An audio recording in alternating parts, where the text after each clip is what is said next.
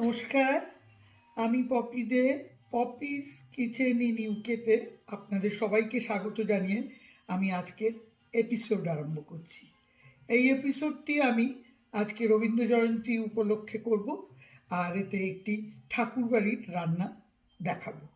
ঠাকুরবাড়ির রান্নাটি এই পূর্ণিমা ঠাকুরের বই থেকে নেওয়া। আপনারা সকলেই জানেন যে রবীন্দ্রনাথও ভীষণ ভোজন রসিক ছিলেন, আর নানান রকমের ঠাকুরবাড়ির রান্নাঘরে খাওয়া দাওয়া নিয়ে, রান্না নিয়ে, নানান রকমের রান্নার ফিউশন নিয়ে অনেক পরীক্ষা নিরীক্ষা চলত। সত্যি করে বলতে গেলে ওই যুগে আর সেই তখন থেকে ঠাকুরবাড়ির হেঁসেল আমাদের বাইরে এলো, মানে ঘরের ভেতর থেকে বাইরে এলো। বলতে গেলে রবীন্দ্রনাথের সেই ঘরে বাইরের গল্পটির মতন। যাই হোক, রবীন্দ্রনাথ 12 বছর বয়স থেকে বাবা দেবেন্দ্রনাথ ঠাকুরের সাথে দেশে বিদেশে খুব ঘুরেছেন, নানান রকমের খাবারেরও স্বাদ নিয়েছেন। আর তারপরেও যখনই উনি কোথাও যেতেন, সেখানে কোনো নতুন খাবার খেলে বা কিছু হলে উনি তার মেনু কার্ডটা নিয়ে আসতেন। তারপরে সেই নিয়ে বাড়িতে রান্নার ঠাকুর বা আরও সবাই মিলে একটা পরীক্ষা নিরীক্ষা চলতো। ওনার স্ত্রী মৃণালিনী দেবীও খুব ভালো রান্না করতেন। ওনার হাতের মানকচুর জিলিপি যে খেয়েছে সে কোনোদিন ভুলতে পারেনি। তারা সেই সৌভাগ্যের জন্যে বারবার মনে মনে ভাবত। রবীন্দ্রনাথ ভোজন রসিক ছিলেন, আর যদিও অল্পাহারী ছিলেন, কিন্তু ওনার নানান রকমের খাবারের দিকে নজর ছিল। খাবার দিয়েই ওনার কত সহজ পাঠ যদি দেখেন, সবেতেই আন দই খা খই। আর তাছাড়াও উনি কত ছোট বয়সে প্রথম কবিতাই মনে হয় আমি যতদূর জানি ওটা প্রথম কবিতায় ওই যে উনি সেই সন্দেশ আর কদলি আর আমসত্ত্ব দুধে ফেলি এই ধরনের সেই নিজের জলখাবারের খাবার দিয়ে দেখে উনি কবিতাটি লিখেছিলেন। যাই হোক, ঠাকুরবাড়ির রান্না খুবই সিম্পল, এটা খুবই সহজ সরল আর খুব তাড়াতাড়ি হয়ে যাবে, খেতে কিন্তু খুব সুস্বাদু। আমি প্রায় করি এটা। আর নামটি হলো আদা রুই, বা রুই আদা বলা যেতে পারে।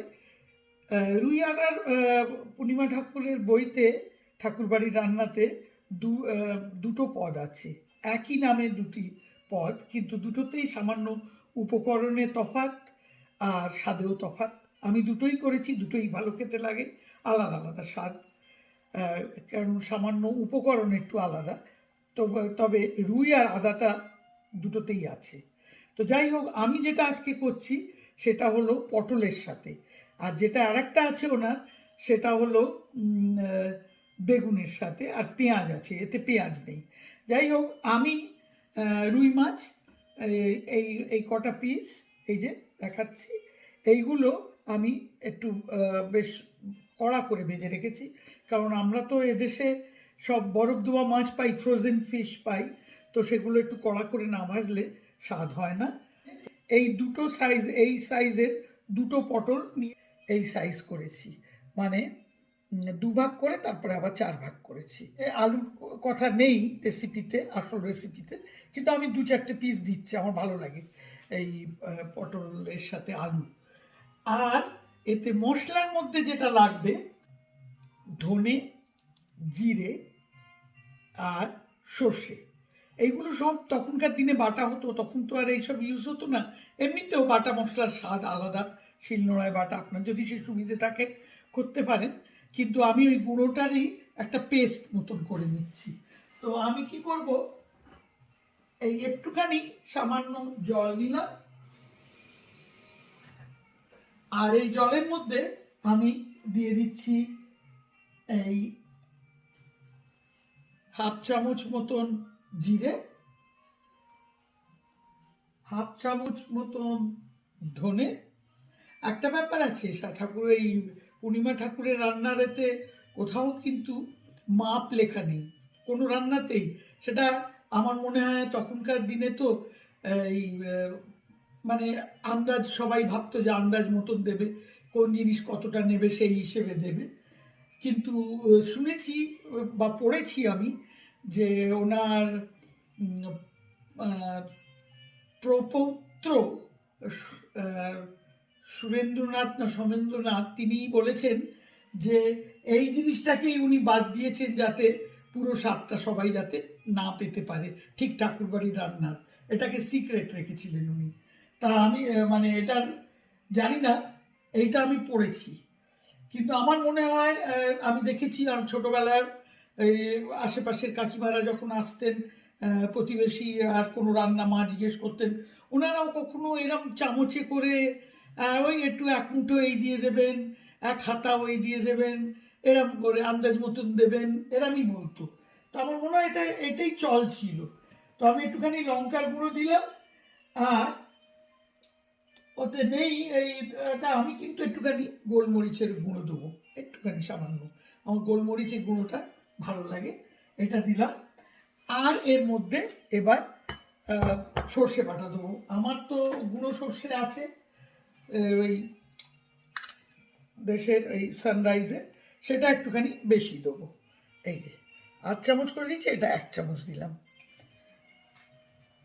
আচ্ছা, আদাটা কিন্তু ওই লঙ্কার সাথে আমি বেটে রেখেছি, আর এটাকে আমি গুলিয়ে নিচ্ছি। এর মধ্যে আমি হলুদও দিয়ে দিচ্ছি 1/2 চামচ। তখনকার সব রান্নাই সর্ষের তেলে হতো, আর আমিও সর্ষের তেলেই ভালোবাসি, বিশেষ করে মাছটা। তবে আপনারা যদি চান যে সাদা তেল মেশাতে পারেন, কোনো ওই নেই। একটা জিনিস আমি লক্ষ্য করেছি এই ঠাকুরবাড়ির রান্নাতে, যে বেশিরভাগ আমরা যেরকম ডাল টাল রান্না করি তখন ওতে আমরা ডালটাকে সেদ্ধ করে নিয়ে তারপরে ওতে ফোড়ন দিই, বা যা সম্বরা দেওয়া যা বলে লোকেরা সেটা দিই। কিন্তু ওনাদের আবার মাছের রান্নাতেও তাই, বেশিরভাগ মাছ রান্নাতেও আমি দেখছি, অনেক শুক্তানি রান্নাতেও দেখছি, রান্না হয়ে যাওয়ার পর ওরা ওই ফোড়ন দিয়েছে। যাই হোক, সেই জন্য হয়তো একটু স্বাদটা ওই জন্য তফাৎ, ভালো লাগে। তো আমি দিলাম। এবার আমি কি করব, মাছটা তো ভাজা আছে, তেলটা আমার গরম আছে, সেই তেল যা মাছ ভাজার পর যা তেল ছিল 1-2 চামচ মতন, সেইটাতে আমি দিয়ে দিলাম এই পটল। এতে আর আমি হলুদ নুন কিছু দিই, জাস্ট যেরম ছিল সেরকমই করে নিয়েছি হবে। নাহলে এই পটলটাকে না একটু ভাজা না হলে ভালো লাগে না।